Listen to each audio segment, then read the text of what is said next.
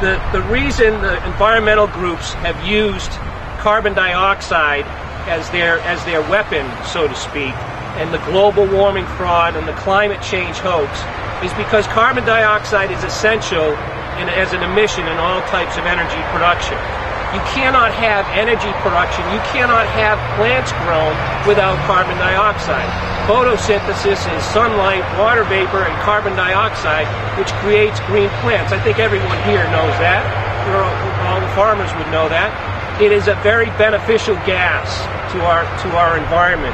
But because of Al Gore's movie, The Inconvenient Truth, and because of all kinds of media propaganda and foreign interests that are paying for advertising to convince us otherwise, we now have people thinking that climate change is one of the worst disasters that's affecting us. In reality, climate change is meant to overturn what's on my shirt, which is the Declaration of Independence. That's correct. The Declaration of Independence is what made this country. It's what made us a sovereign state and puts us separate from the rest of the world. What President Obama is trying to do in Copenhagen and what Al Gore is trying to do in Bali is to get other countries around the world to form a global governing body to control all of your energy use, all of your water use, and basically to take away your freedoms and rights. So it's very important that we all work together, gather together to save our country, because this is a very critical, and that's why I wear this shirt, which has the Declaration of Independence on the front and the Constitution on the back. Because I like to keep the God Bless America there, because I was a little bit offended when I saw the church that our president went to for the last 20 years and what they were teaching, which was the opposite. Now, the other thing about alternative energy raises your electricity costs. Windmills and solar panels cost 10 to 20 times more than fossil fuel energy.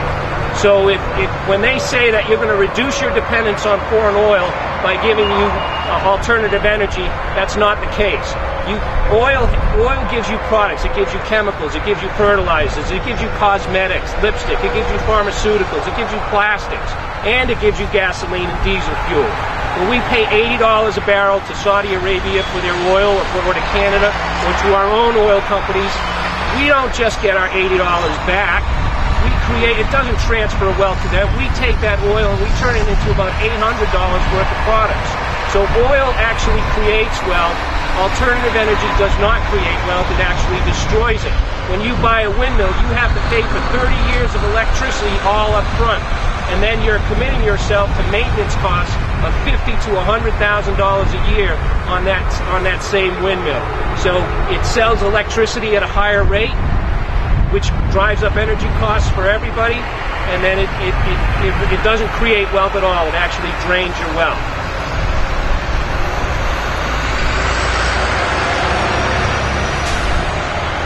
One final thing I'd like to say is our president made a comment when he was running that we cling to guns and religion. Now, we have our arms and we have our faith, but what we cling to is the flag and the Constitution of the United States of America. And I want to thank everyone here for coming out today and for listening to me. Please write your congressman,